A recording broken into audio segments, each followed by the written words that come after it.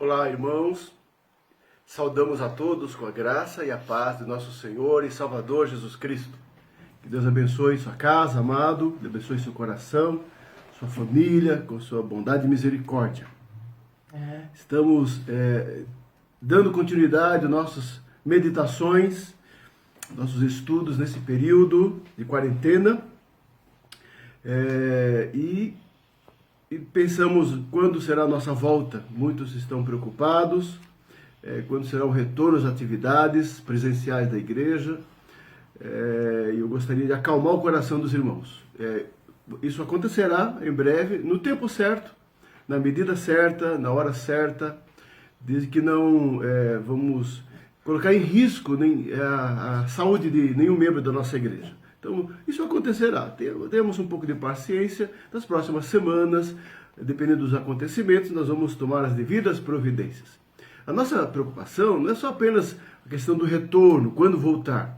A nossa preocupação é um pouquinho mais ampla, porque nós sabemos que teremos que enfrentar uma crise sem precedentes e que a igreja deverá estar preparada para lidar com as questões econômicas, com as questões sociais, em torno do nosso país, né, e no mundo todo. Então, a igreja precisa estar preparada para esse momento. E será que estamos preparados? Será que, como povo de Deus, estamos preparados, estruturados para resistir, enfrentar esta situação nova que se nos apresenta? Então, eu gostaria de convidar os irmãos a juntos meditarmos no Senhor o seguinte tema: o que Deus espera do seu povo nesses tempos de crise? O que Deus espera de nós? Que atitude o Senhor espera de nós? E para isso, eu gostaria de meditar com os irmãos, nesta oportunidade, no livro do profeta Miqueias, no Antigo Testamento. Tá? Então, tendo como base o texto principal, Miqueias, capítulo 6, versículos de 1 a 8. Diz assim a palavra do Senhor: Deus e seu povo em juízo, é o título dessa porção. Ouvi agora o que diz o Senhor. Levanta-te, defende a tua causa perante os montes e ouçam os outeiros a tua voz. Ouvi, montes, a controvérsia do Senhor e vós, duráveis fundamentos da terra, porque o Senhor tem controvérsia com o seu povo e com Israel entrará em juízo. Povo meu, que te tenho feito? E com que te enfadei? Responde-me. Pois te fiz sair da terra do Egito e da casa da servidão te remi. E enviei adiante de ti Moisés, Arão e Miriam. Povo meu, lembra-te agora do que maquinou Balaque, rei de Moabe, e do que lhe respondeu Balaão, filho de Beor, e do que aconteceu desde Sitim até Gilgal, para que conheças os atos de justiça do Senhor. Com que me apresentarei ao Senhor e me inclinarei ante o Deus excelso? Virei perante ele com holocaustos, com bezerros de um ano? Agradar-se-á ao Senhor de milhares de carneiros, de 10.000 ribeiros de azeite? Darei o meu primogênito pela minha transgressão, o fruto do meu corpo pelo pecado da minha alma? Ele te declarou, ó homem, o que é bom e o que é que o Senhor pede de ti: que pratiques a justiça e ames a misericórdia e andes humildemente com o teu Deus. Oremos. Ó Deus amado, tenha misericórdia de nós e abençoa a tua igreja querida, tua igreja amada, igreja que o Senhor tem cuidado, igreja que o Senhor tem abençoado, igreja que o Senhor tem protegido. Nós agradecemos ao Senhor os atos de bondade e misericórdia que nós temos experimentado como povo do Senhor, nesses dias conturbados, esses dias difíceis, de muita batalha, de muita luta, de muitas perdas. Ó Pai, mas o Senhor tem guardado tua igreja, o Senhor tem guardado as nossas vidas, tem guardado as nossas famílias, e nós louvamos e bendizemos ao Senhor. Rogamos a tua graça sobre aqueles que ainda se encontram enfermos. Que o Senhor abençoe ricamente os nossos amados irmãos, principalmente aqueles que estão nos hospitais internados. Que a graça do Senhor esteja sobre cada um deles, em nome de Jesus. e fala conosco, ó Pai, através da Tua palavra, nesta oportunidade, nesse momento de devoção ao Senhor. É a nossa oração, Senhor, em nome de Jesus. Amém, Senhor, amém. Amados irmãos, a mensagem do profeta Miqueias é preciosa demais. E ela assim, traz uma mensagem de esperança, de conforto, de alerta, de exortação, mas uma mensagem assim, dentro de um contexto importante que precisamos conhecer na vida e na história do povo de Israel. Então, para nós entendermos esta mensagem, o que se aplica ao nosso coração, eu gostaria de compartilhar com os irmãos algumas explicações sobre o contexto, a história do profeta, o momento do profeta, para entendermos a sua mensagem. Mensagem extremamente atual, extremamente pertinente para o povo de Deus, principalmente nos dias de hoje, dias de crise. Então, gostaria de compartilhar com os irmãos algumas informações sobre esse livro maravilhoso. No capítulo 1, capítulo 1, versículo 1, o início do livro diz assim: palavra do Senhor que em visão veio a Miqueias, morastita, nos dias de Jotão, nos dias de Acás e Zedequias, reis de Judá, sobre Samaria e Jerusalém. Bom, tem muita informação importante aqui, né? É a palavra, é a mensagem profética, é o oráculo de Deus através do seu mensageiro Miqueias. O nome Miqueias é significativo. Ele diz o seguinte: quem é semelhante ao Senhor? Ou poderia assim: quem, ó Deus, é semelhante a ti? É uma expressão preciosa, uma expressão vibrante, né, que confronta o povo. No nome do profeta, uma mensagem de mostrar, de revelar a grandeza, a superioridade do Senhor. Miqueias foi um profeta contemporâneo do profeta Isaías, né? Ele profetizou na época do profeta Isaías, embora ele fosse mais jovem. Isaías foi um profeta importante, que viveu na corte, em Jerusalém, na cidade grande. Miqueias foi um profeta da comunidade rural, era entre os camponeses. Diz a palavra que ele nasceu, levou a mensagem na cidade de Moresete, ou seja, ele era um morastita. Vivia no campo, era um homem de origem humilde. Enquanto que Isaías estava entre os governantes, entre os nobres, entre os líderes de Israel, lá na capital, Jerusalém, Miqueias estava entre o povo. Então é uma perspectiva muito interessante da sua mensagem. É a mensagem que Miqueias vê o sofrimento do povo, Miqueias vê as dificuldades do povo, os problemas, a pobreza, a miséria, a opressão, a desigualdade social, e Miqueias sofre por causa disso. E a sua mensagem vai expor um pouco esta situação em que ele vive, né? A sua profecia, diz o texto, foi proferida durante o reinado de 3 reis importantes em Judá: Jotão, Acás e Ezequias. Eu vou falar um pouquinho sobre ele. Eles reinaram consecutivamente entre 740 e 697 a.C. É por volta do século VIII a.C., cerca de 800 anos antes de Cristo. Nesse tempo, ele conviveu o período de ascensão do Império Assírio, que foi um importante reino, civilização, que governou e conquistou as terras ali na Mesopotâmia, no Oriente, no chamado Oriente Próximo ali. Foi um rival do Egito, embora o Egito não tivesse tanta força naquele período. Mas a Síria foi o reino dominante, foi o reino que tomou, inclusive, o reino do Israel no norte, e deportando os israelitas para outras terras, né? Tomou a cidade de Samaria, a capital do reino de Israel, no ano 722. Ou seja, em termos assim políticos, foi um período conturbado, um período de guerras, um período de ameaças. Judá estava no meio desta batalha. onde estava o profeta Miqueias, onde estava Isaías, e Miqueias foi uma testemunha ocular nesse período, ou seja, no meio dessas batalhas, ameaças e guerras, ele via o sofrimento do povo. Quem mais sofre nessa época de guerra é o povo pobre, as aldeias invadidas, saqueadas. O povo é o que mais sofre, certamente, nesses períodos, e Miqueias viu este sofrimento e partilhou da dor do povo, ok? Os três reis citados, Jotão, Acás e Ezequias, é importante entender assim.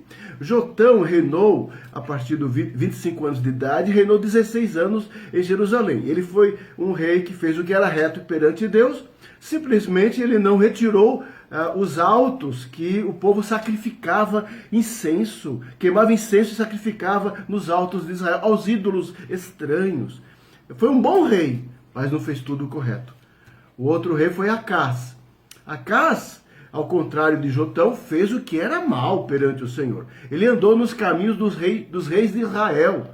Os reis de Israel, todos eles foram maus. Ele, diz a palavra de Deus, lá em 2 Reis, capítulo 16, Acás queimou seu próprio filho em sacrifício, como os gentios pagãos. Ele sacrificou e queimou incenso nos altos, nos outeiros. Ele tomou o tesouro da casa do Senhor e presenteou o rei da Síria, para tentar comprar o rei, a proteção do rei da Síria. Acás, esse mau rei, copiou o modelo do altar pagão que ele viu na Síria e mandou o sacerdote Urias edificar um igual em Jerusalém, onde iria sacrificar. Que terrível! O que não faz um mau governante? Levando o povo à idolatria, ao pecado. Foi o que Acás fez. Ele retirou e profanou os objetos sagrados do templo do Senhor. Ele ordenou que o sacerdote Urias, era o sacerdote na época, ministrasse os sacrifícios ordinários e ofertas do povo no altar profano que ele edificou. Ou seja, mau rei, péssimo governante, trouxe idolatria e profanação ao povo. Miqueias viveu esse tempo e o povo sofria com isso. No entanto, o sucessor de Acás foi Ezequias. Ezequias, um rei piedoso, temente ao Senhor, exemplar. Que história linda a do rei Ezequias lá no livro de Reis. Ele reinou a partir dos 25 anos de idade e reinou 29 anos em Jerusalém. E diz a palavra que ele fez o que era reto perante o Senhor. Um governante, um líder, um rei que procurou fazer a vontade de Deus. Como isso é importante, meu amado irmão. Removeu os altos, ou seja, onde eram adorados os ídolos estranhos. Ele quebrou as colunas, o poste ídolo, e destruiu a serpente de bronze que os judeus ainda queimavam incenso a ela. Ele resistiu com muita fé e humildade e muito temor à ameaça do rei da Síria, através de Senaqueribe. A cidade de Jerusalém foi cercada pelo poderoso reino, exército assírio. Mas Ezequias buscou ao Senhor. Era um homem temente, era um rei temente a Deus. A palavra de Deus testemunhou uma vitória extraordinária na época de Ezequias. O anjo do Senhor destruiu numa só noite 185 mil homens do exército da Assíria e os expulsou. Você imagina isso? Um exército poderoso, de um reino poderoso, pela mão de Deus que livrou a cidade de Jerusalém. Isaías e Miqueias viveram esse tempo também. Qual a mensagem do livro? Quero fazer uma pequena abordagem, uma exposição do todo desse livro, porque tem mensagens preciosas. Eu quero destacar 3. Qual a mensagem do profeta Miqueias para o seu povo nos seus dias e para nós? 3 coisas importantes, me acompanhem, por favor. Primeiramente, o profeta denuncia os pecados da nação. O profeta denuncia os pecados da nação. Segundo lugar, o profeta exorta o povo à prática da justiça. Ele denuncia o pecado e chama o povo à justiça. E em terceiro lugar, nesse livro precioso, o profeta anuncia a vinda do Messias. Fácil, né? Denuncia o pecado, exorta a justiça e anuncia a vinda do Messias.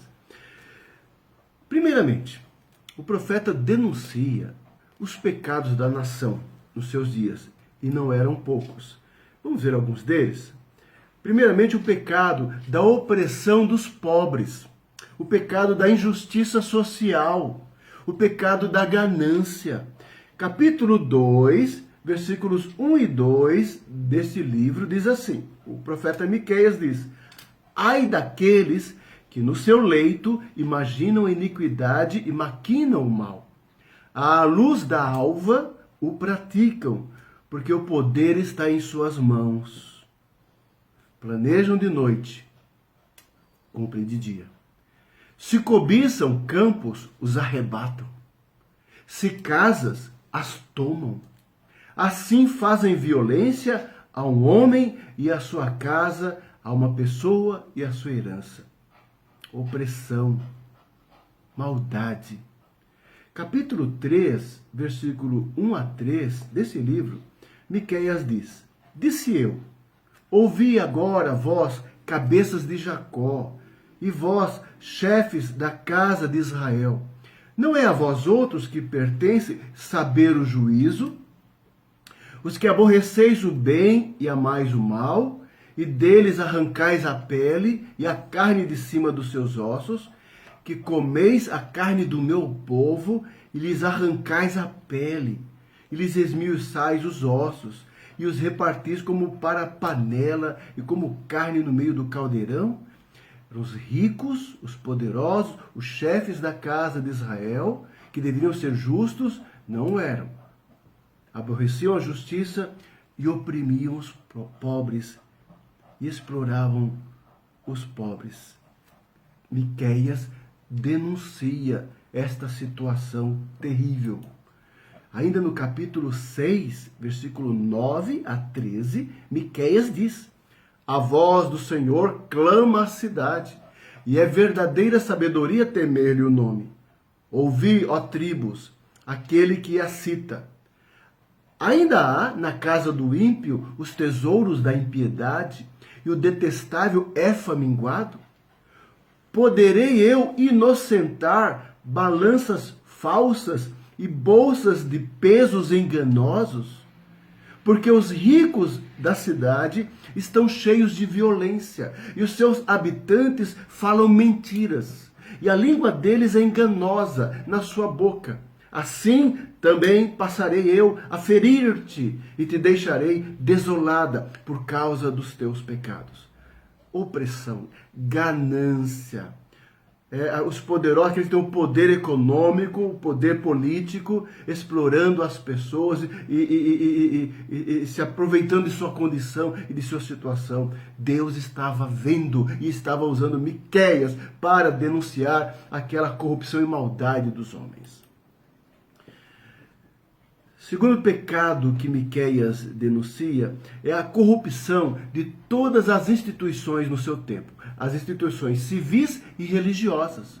Ou seja, o pecado que gerava desigualdade e opressão, era o pecado também que gerava corrupção das instituições, do governo e do sacerdócio. O capítulo 3, versículo 9 a 12, diz assim: ouvi agora isto, vós, cabeças de Jacó, e vós, chefes da casa de Israel, governantes,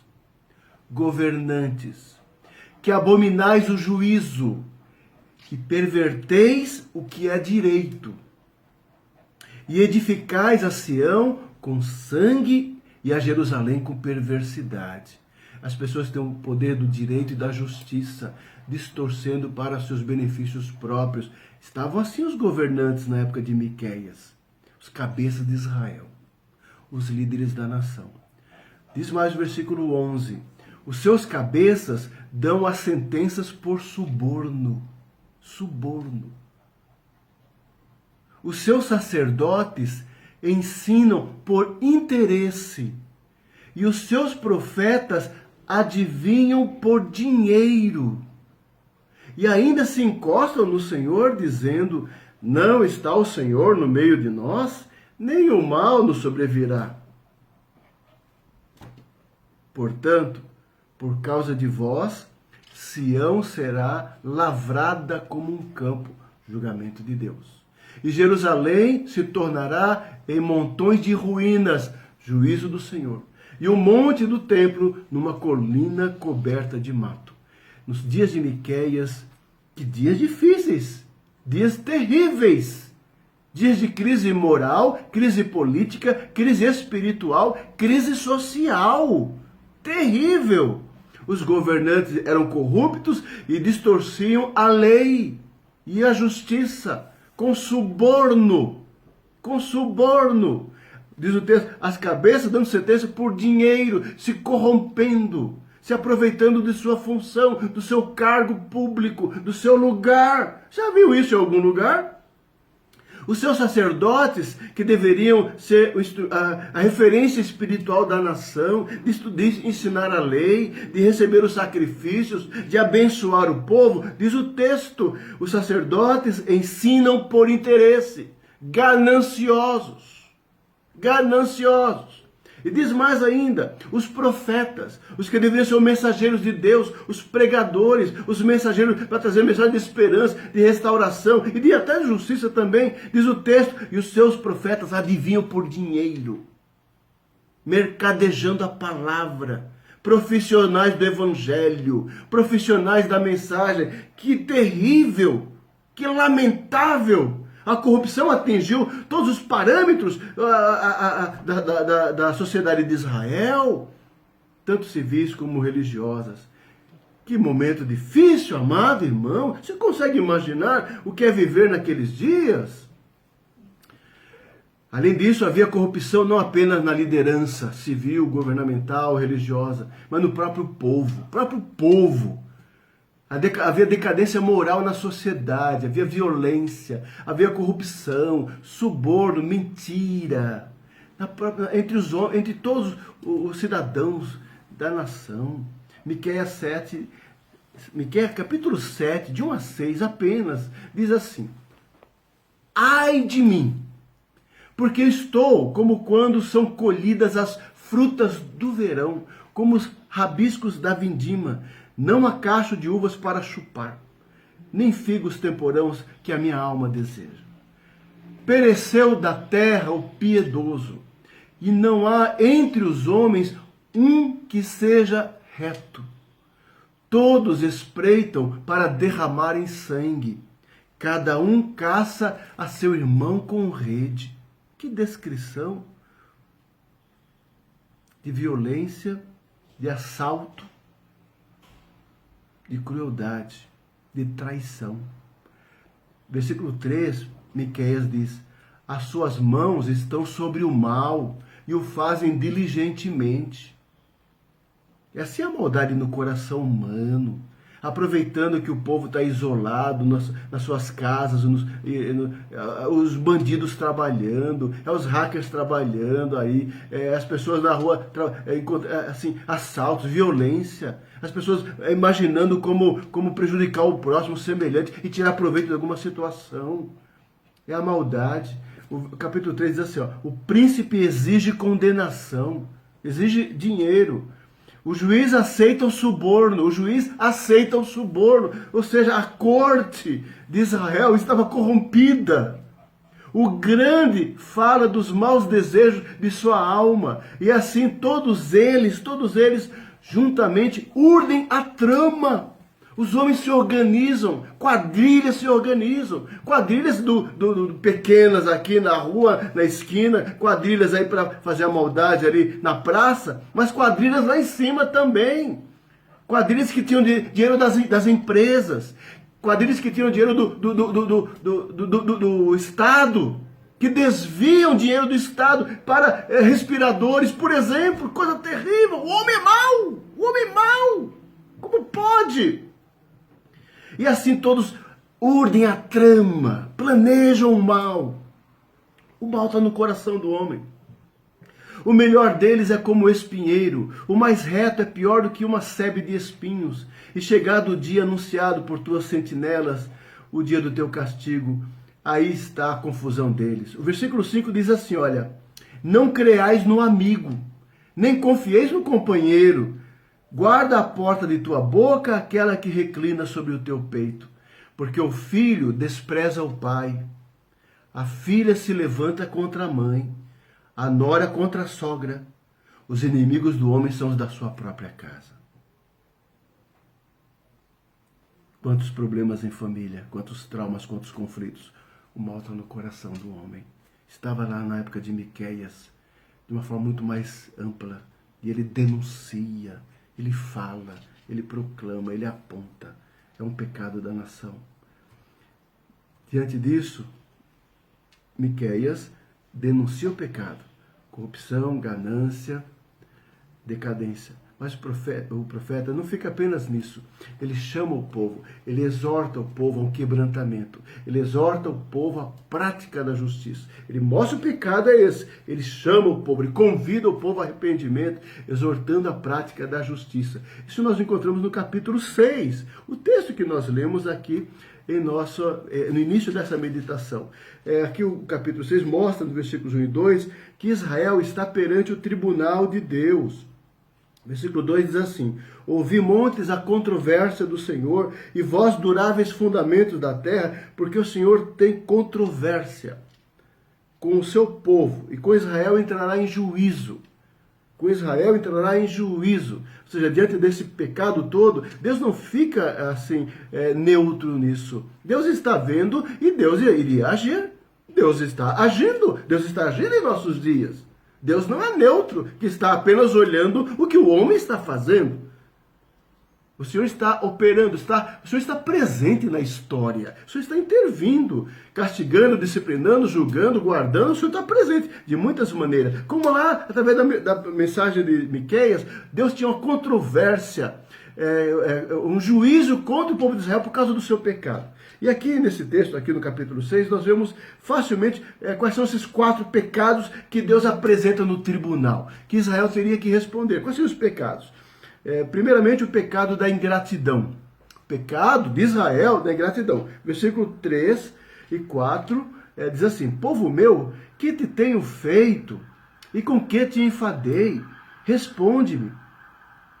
Pois te fiz sair da terra do Egito e da casa da servidão te remi. E te enviei adiante de ti Moisés, Arão e Miriam. É Deus falando. É Deus falando à nação. Por que vocês estão cansados de mim? Por que vocês estão aí acendendo incenso para outros deuses? Ou queimando, oferecendo sacrifícios nos montes para outros deuses vãos, inúteis? O que aconteceu, Israel? Você se esqueceu de quem eu sou? Você esqueceu do que eu fiz? É o que Deus está falando. Deus está clamando, mostrando ao povo a ingratidão do seu coração. Às vezes acontece isso no meio do povo do Senhor, muitas vezes. Se esquecem dos feitos de Deus. Se esquecem das obras de Deus. Se esquecem dos milagres do Senhor. Se esquecem da grandeza do Senhor na sua vida. Começam a reclamar, a lamentar, a murmurar. Murmurar. Como Israel tanto fazia, tanto fez lá no deserto e toda a sua história. A ingratidão é um pecado terrível para com Deus. Amado, seja mais agradecido. Seja mais agradecido. Levante as mãos para o céu e louve ao Senhor pelas as manifestações de sua graça na sua vida, de sua providência na sua casa. E veja isso e glorifique o nome do Senhor. Havia pecado em Israel e era ingratidão. O segundo pecado acontece com a gente também. O versículo 6 e 7 diz assim, como se, de uma forma assim que a defesa do povo, dizendo, com quem me apresentarei perante o Senhor e me inclinarei ante o Deus excelso? Virei perante ele com holocaustos, com bezerros de 1 ano? Agradar-se-á o Senhor de milhares de carneiros, de 10.000 ribeiros de azeite? Darei o meu primogênito perante a minha transgressão? Isso é uma presunção. É achar que com seus sacrifícios e com seus atos, com suas obras, poderiam agradar a Deus.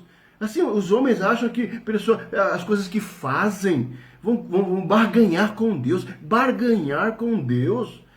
com a sua religião, com suas obras. Não, Deus não se deixa enganar, não, com nossas barganhas, com nossas obras. Deus vê o nosso coração, a sinceridade da nossa vida. Deus vê, ele filtra e sabe exatamente quando somos sinceros em nossa religiosidade, em nossa expressão de fé, em nossa vida cristã. O Senhor nos testa, o Senhor nos prova. Israel estava sendo desaprovado. Havia lá, enquanto eles adoravam lá nos montes aos ídolos pagãos, eles iam ao templo oferecer os sacrifícios do Senhor. Enquanto eles cultuavam os deuses do mundo, eles iam na igreja oferecer louvores ao Senhor. Deus não se deixa enganar com essa presunção religiosa que havia. É o segundo pecado que eles estão respondendo no tribunal de Deus. O terceiro pecado está no versículo 10 e 12 do capítulo 6. 10 a 12. Diz assim, ó, o pecado da ganância. Então havia ingratidão, havia presunção religiosa e havia ganância. Versículo 10 a 12 diz assim: ainda há na casa do ímpio os tesouros da impiedade e o detestável éfa minguado? Poderei eu inocentar balanças falsas e bolsas de pesos enganosos? Porque os ricos da cidade estão cheios de violência, e os seus habitantes falam mentiras, e a língua deles é enganosa na sua boca. Havia ganância, amor ao dinheiro, apego ao dinheiro. E Deus, o profeta apronta isso, e o povo estava diante do tribunal do Senhor. A nossa sociedade é um pouco diferente disso, esse nosso mundo ocidental. Estamos pagando os nossos pecados de materialismo, de consumismo exagerado, de amor aos bens, de amor às coisas. Meu Deus, que tempo difícil para reflexão, para entender muitas coisas, amados. Miqueias, a mensagem do profeta denunciava exatamente o mal que aqueles homens estavam fazendo. Ingratidão, presunção e ganância, apego. E por causa do seu apego, balanças enganosas, sabe, para ficarem ricos e oprimirem. É assim que os homens fazem para chegar no seu sucesso, na sua realização, para atingir as suas metas. Eles passam por cima mesmo. Eles mentem, os homens mentem. Modificam documentos, modificam contratos, enganam para conseguir atingir seus resultados finais. É assim o ser humano, ganancioso, ganancioso. O mal está no coração do homem e Deus trabalha. O homem tem que se converter, se quebrantar da sua ganância, da sua avareza, do seu apego ao dinheiro. Mas há um quarto e último pecado que o povo estava diante do tribunal de Deus. E é a fonte de todos os outros males. É o pecado da idolatria. Idolatria. Versículo 15 a 16. E está falando da idolatria não dos povos vizinhos de Israel, Amon, Moabe, os filisteus, Tiro, Sidom. Está falando idolatria no meio do povo santo, no meio do povo de Deus, o povo da aliança, o povo da promessa. É por isso que Deus estava irado, indignado com a nação. Versículo 15 a 16 diz assim: semearás, contudo não cegarás. Pisarás a azeitona, porém não te ungirás com azeite. Pisarás a vindima, no entanto, não lhe beberás o vinho. Porque observaste os estatutos de um Onri. Onri foi um rei profano, um rei mau. Observaste os estatutos de Onri e todas as obras da casa de Acabe, outro rei terrível, profano e idólatra. E andaste nos conselhos deles. Por isso, diz o Senhor, eu farei de ti uma desolação e dos habitantes da tua cidade um alvo de vaias. Assim trareis sobre vós o opróbrio dos povos. E veio. A mão de Deus veio sobre o seu povo. Veio através da Assíria, quando invadiu o reino do norte e tomou Samaria, a capital, e levou embora. E viria 100 anos depois, através da Babilônia, sobre Judá também. A mão de julgamento, a mão da disciplina de Deus, a mão do castigo de Deus sobre o seu povo desobediente. Pastor, que desobediência principal? A idolatria. Você quer um pecado pior que a idolatria? Quando o homem, na idolatria, ele nega o seu Deus. Ele nega, ele afronta. O crente, quando passa a colocar outras coisas na vida em primeiro lugar, começa a negar o seu Deus. Não quer dizer que ele vai se dobrar a algum ídolo, alguma entidade, mas no seu coração, quando ele deixa de servir a Deus, primeiramente, ele começa a cair no pecado da idolatria, sem dúvida alguma, sutilmente. Quando Deus não está em primeiro lugar, quando Deus não é o objeto maior da sua vida, de adoração, de obediência, de servir, de entrega, de consagração, quando o homem não está nesse processo maravilhoso de consagração ao Senhor, o seu coração é aberto a entrar outros ídolos, que pode ser ele mesmo, o seu ego, pode ser o dinheiro, pode ser a profissão, qualquer outra coisa. Quando Deus não está em primeiro lugar, pecados da idolatria, muitos problemas em nossa sociedade, muitos mesmo, é por causa do problema da idolatria. O homem colocou o ser humano no centro de todas as coisas. O ser humano é o centro de todas as coisas. Deus, põe a tua mão. Só há um Deus e só ele deve ser adorado. Havia isso em Israel. Foi a mensagem do profeta. Israel estava perante o tribunal. A humanidade está diante do tribunal de Deus. A idolatria é prevalecente em todo lugar. Diante desse tribunal, aí chama-nos a atenção o capítulo 6. Diante desse quadro, o que Deus espera do seu povo?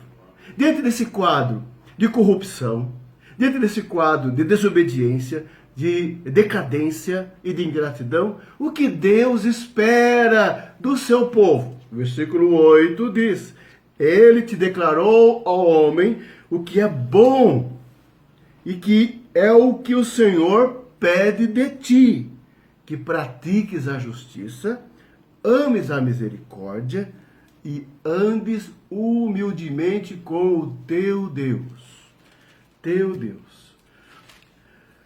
Praticar a justiça em contraste, para entender bem assim essa expressão, para não ir muito longe, né? O que é a justiça na Bíblia, todos, não. Praticar a justiça no contexto aqui de Miqueias mesmo.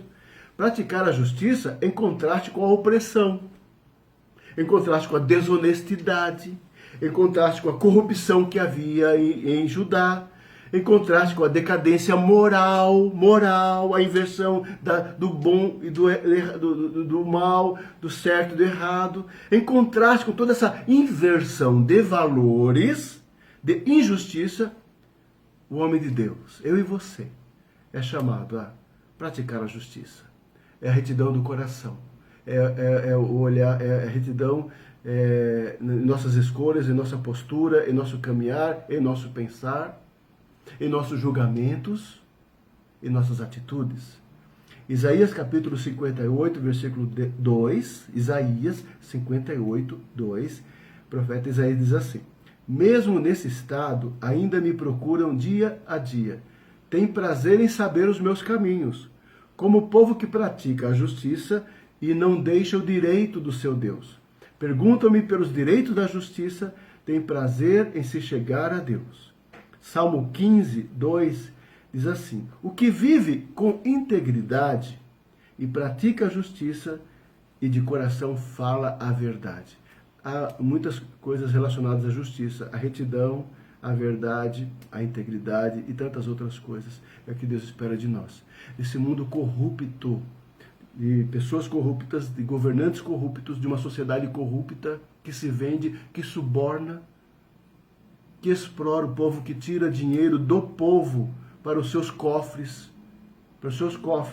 tira dinheiro público e desvia para seus grupos, quadrilhas em todo lugar, onde as pessoas têm oportunidade de roubar, roubam.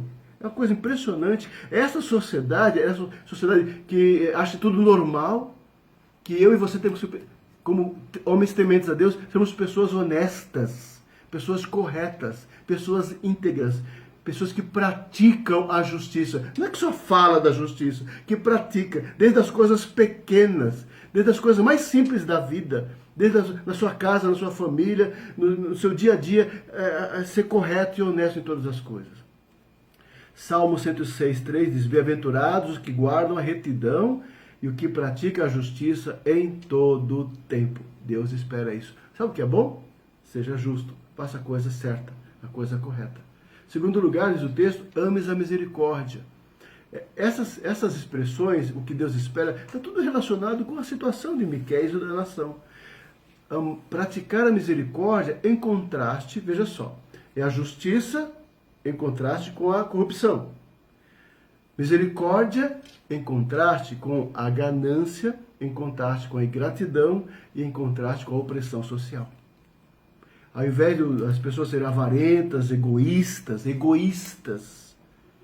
como são, gananciosas, ingratas, devem ser misericordiosas. Coração bom, correto, sensível à dor do próximo, a repartir os bens que possui, os benefícios e as dádivas e os privilégios que tem. Deus espera de nós, do seu povo, um coração dilatado, um coração que não esteja apegado ao dinheiro e às coisas, mas um coração expansivo, um coração cheio de bondade. Zacarias, o profeta, capítulo 7, versículo 9, assim falará o Senhor dos Exércitos. Executai juízo verdadeiro. Mostrai bondade e misericórdia, cada um a seu irmão. Devem ser bondosos, misericordiosos. O mundo diz tanta maldade, só maldade, assim, corrupção, e quando fazem o bem com segunda intenção às vezes, a bondade. Mateus 5, 7 diz assim, bem-aventurados os misericordiosos, porque alcançarão misericórdia. Nosso coração seja mais tomado do amor de Deus. A misericórdia é um dos aspectos da bondade, do amor de Deus. Nosso coração tem que estar cheio desse amor. Não é simplesmente um ato que você faz, eu vou ajudar alguém, vou dar uma sacola, vou dar um alimento. É muito mais do que isso. Não é o ato em si, é o seu coração, cheio de bondade, ternura e misericórdia. Lucas 6, 36, Jesus disse assim, sede misericordiosos, como também é misericordioso vosso Pai. Você quer motivação maior do que essa? Quer? Acho que não tem. Assim como Deus é, e nós somos seus filhos, devemos expressar esses atributos preciosos do nosso Pai. Terceiro lugar, primeiro é justiça, depois misericórdia. O texto fala, e andes com Deus. E andes com Deus. Tenha uma intimidade com Deus. Ande na presença do Senhor. Essa vida de comunhão com Deus, que Deus quer. Deus está falando ao povo. É isso que eu quero, que andem comigo. Sabe por quê? Isso é em contraste com aquela presunção religiosa. A idolatria que havia em Israel. É um contraste. Ao invés da idolatria, do coração ruim deles, da indisposição que eles tinham para o próprio Deus, Deus está chamando a comunhão, a andar na sua presença, a ter intimidade com Ele. E essa intimidade é marcada por uma vida de devoção, uma vida de piedade sincera, na presença do Senhor. Não é uma falsa religiosidade baseada na hipocrisia, no legalismo, no formalismo. Não! Não é uma mera religiosidade aí para agradar famílias, pessoas e ter algum status. Isso não é nada. Deus vê o coração. Deus quer sinceridade, uma vida na presença do Senhor. É uma piedade verdadeira e sincera. Uma devoção verdadeira. Gênesis capítulo 5, versículo 24, diz assim, andou Enoque com Deus e já não era, porque Deus o tomou para si. 1 Reis 9, 4 diz, se andares perante mim, como andou Davi teu pai, com integridade de coração e com sinceridade, para fazeres segundo tudo que te mandei e guardares os meus estatutos e os meus juízos, como andou Davi teu pai. Andou na presença do Senhor, integridade de coração e sinceridade. Deuteronômio 30, versículo 16 diz, se guardares o mandamento que hoje te ordeno, que ames o Senhor, teu Deus, andes nos seus caminhos e guardes os teus mandamentos, os seus estatutos e os seus juízos, então viverás e te multiplicarás. E o Senhor teu Deus te abençoará na terra a qual passas a possuir. Que coisa preciosa! Andar com o Senhor em obediência e fidelidade é bênção, bênção. Nós vimos então 2 pontos interessantes. Miqueias, ele denuncia o pecado da nação. Em segundo lugar, Miqueias exorta o povo à justiça, à prática da justiça, à misericórdia e uma vida com Deus. Mas para concluirmos, tem um terceiro aspecto dessa mensagem de Miqueias que é muito importante. Porque a mensagem profética não ficava apenas em denunciar o pecado. Eles e outros profetas o fizeram, denunciando o pecado da nação. E também não ficava somente em exortar o povo ao arrependimento diante do julgamento de Deus. Eles fizeram isso também. Mas há um terceiro elemento na mensagem profética, não apenas de Miqueias, mas de outros profetas, que é a mensagem messiânica. É a mensagem de esperança. Não é apenas denunciar o pecado, é anunciar vida e salvação. Não é apenas chamar a exortação a mudar de vida agora, mas mostrar que é uma vida superior que nos aguarda. Essa mensagem que nos traz conforto no meio de crise, acima de tudo. Não apenas apontar o erro dos governantes, o mal da sociedade, e nem apenas chamar o arrependimento para mudar tudo isso. Mas dizer que há algo maior, que é um reino maior, que é uma esperança maior, que está acima de todas as coisas. Por isso, Miqueias traz essa mensagem de esperança. Ele anuncia a vinda do Messias. Ele anuncia a vinda do Salvador, porque só há esperança verdadeira para a humanidade no Messias que já veio, que é Jesus Cristo. Que é Jesus Cristo. Todo o desenvolver da história humana, todo o desenvolver do que está acontecendo, do que já houve e que há de acontecer, vão tudo caminhar para a consumação daquilo que ele prometeu e há de cumprir. A sua volta e o seu reino que vai ser implantado para sempre, amado. Então, Miqueias, acompanha comigo no capítulo 5 desse livro precioso. Ele diz o seguinte, no versículo 2. E tu, Belém Efrata, pequena demais para figurar como grupo de milhares de Judá, de ti me sairá o que há de reinar em Israel, e cujas origens são desde os tempos antigos, desde os dias da eternidade. Miqueias recebeu uma profecia maravilhosa, maravilhosa. Cerca de 800 anos, aproximadamente, um pouquinho menos, antes do nascimento de Jesus Cristo, o Senhor deu a Miqueias, a revelação do onde seria o nascimento do Senhor.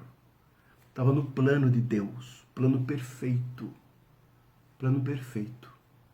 Numa época de confusão, como na época de Miqueias, de corrupção dos homens, uma mensagem de esperança, que não era para os seus dias, exatamente os seus dias, era para o futuro, que abarcava o coração daqueles homens, mas olhava para o futuro, a vinda do Messias. Diz o texto aqui, olha, há de nascer na pequena cidade de Belém, das menores de Judá, uma das menores. O nosso rei nasceu em Belém, uma das menores cidades de Israel, uma das menores cidades. Sem nenhuma influência política, econômica, não. Uma quase aldeia, uma pequena cidade. Mas Deus aprova Deus escolher e anunciar. E Deus deixar registrado e escrito. Registrado e escrito. O lugar exato que Deus determinou para o nascimento do seu filho, para a encarnação do Filho de Deus. E deu a Miqueias esse privilégio de anunciar. E esse Messias, a ser anunciado por Miqueias, e ele já assim descreve, ele há de reinar, de ti, de Belém, sairá o que vai reinar sobre Israel. Não é uma pessoa qualquer, não é mais um profeta. Não um homem especial somente, é o Rei, é o Redentor, é o Cristo, é o Salvador. Ele vai reinar, ele vai governar. Como o profeta Isaías, no seu livro, também contemporâneo de Miqueias, Isaías vai falar muito sobre a vinda do renovo do Senhor, que reinará, que governará, e o seu reino não tem fim. E assim é o reino de Jesus. Ele é rei, ele reina sobre tudo, ele está reinando. O seu reino está sendo proclamado aos quatro cantos da terra. Ele está presente e o seu reino se consumará. Definitivamente. Você crê nisso, meu irmão? Você crê nisso? Que o Senhor está governando. Ele é Jesus, o nosso Redentor, o nosso Salvador. É mensagem de esperança, mensagem de conforto, de segurança no meio da crise. Encontre você conforto naquele que reina. Foi assim que Miqueias trouxe uma mensagem de esperança ao povo no seu tempo. Para eles não ficarem tão desanimados. O que vai acontecer conosco? Não tem esperança nos reis de Israel. Aí Miqueias anuncia, aquele que virá vai reinar sobre todas as coisas, e o seu reino é eterno. Mas há uma segunda expressão interessante, está no versículo 3 e 4, diz assim, olha, o Messias, o rei, ele não apenas ele virá e reinará, ele irá restaurar o seu povo. Para aquela nação que vivia aqui tudo aqui, era muito importante saber disso. Versículo 3 diz assim, ó, portanto o Senhor os entregará ao tempo em que aqui está em dores tiver dado à luz. Então o restante de seus irmãos voltará aos filhos de Israel. Ele se manterá firme e apacentará o povo na força do Senhor, na majestade do nome do Senhor seu Deus, e eles habitarão seguros, porque agora será ele engrandecido até os confins da terra. Louvado seja o nome do Senhor. Que Deus abençoe assim o seu coração para entender a grandeza dessa profecia, dessa promessa. O Senhor é aquele que vai apacentar o seu povo. E eles habitarão seguros, e o nome dele será engrandecido. Essa profecia diz respeito à igreja. Está sendo cumprida em nós. O Senhor está restaurando o seu povo e trazendo os seus eleitos dos quatro cantos. O versículo 7 ainda diz mais, o restante de Jacó estará no meio de muitos povos, como orvalho do Senhor, como chuvisco sobre a terra. O versículo 8 fala assim, o restante de Jacó estará entre as nações, no meio de muitos povos. No meio de muitos povos, o Senhor, o Messias, restaurará o restante de Jacó, que é o povo eleito do Senhor, que somos nós. Que promessa preciosa! Ou seja, a mensagem profética não é apenas denunciar o pecado, não é apenas chamar o arrependimento, ela é maior. Olhem para o Salvador, Jesus Cristo, que já veio, nasceu em Belém, viveu entre nós, morreu na cruz do Calvário e levou nossos pecados, ressuscitou ao terceiro dia, está à direita de Deus Pai Todo-Poderoso, está reinando, está intercedendo por nós, está aguardando o tempo, preparado por Deus, em que voltará, cheio de poder, majestade e glória. Que mensagem de esperança! Tudo está no controle de Deus. Viu, irmão? Tudo está no controle de Deus. Diante desse quadro, então, de idolatria, justiça, concluindo, né? Miqueias denuncia os pecados da nação, ele exorta a prática da justiça e anuncia a vinda do Messias. Por isso, amado irmão, diante disso, que possamos compreender essa mensagem e o desafio que nós temos de praticar a justiça nesse mundo tão corrompido e difícil que temos, e anunciar esse mundo que é a esperança, apesar de todo esse caos, né, e corrupção, a esperança está em Jesus, né, e que apesar do juízo de Deus estar sobre a humanidade, né, a misericórdia do Senhor também se manifesta no Evangelho, para todo aquele que se quebranta, todo aquele que se arrepende, todo aquele que crê. Como é importante, irmãos e urgente, que nós sejamos agentes de transformação da sociedade. Nós sejamos um instrumento de transformação da sociedade, sendo nós aqueles que praticam a justiça, aqueles que amam a misericórdia, aqueles que andam com Deus e que aqueles que anunciam a vinda de Jesus Cristo aos homens, onde há esperança. Ou seja, nós não olhamos para a fé cristã, para a igreja, tão preocupada somente com as questões temporais. Sim, temos preocupação e vamos lidar com elas, com certeza. Atender às demandas, socorrer os aflitos, os necessitados, os famintos, sim. Mas nunca perdemos de vista algo maior, algo superior, que é a mensagem de salvação em Jesus Cristo, de reconciliar os homens com Deus. Os homens serem reconciliados com Deus por meio do Evangelho de Jesus Cristo e serem salvos, e glorificarem o nome do Senhor. E aí sim terão paz verdadeira. Sua sede será saciada e sua fome será suprida. É a fome espiritual. É isso que a humanidade precisa mais do que todas as coisas. Mais do que todas as coisas. Precisamos ter uma visão vertical na nossa evangelização. Vertical, uma visão em nossa obra social, uma visão vertical também, olhando para a glória de Deus, a vontade de Deus, o louvor do Senhor, a obediência ao Senhor.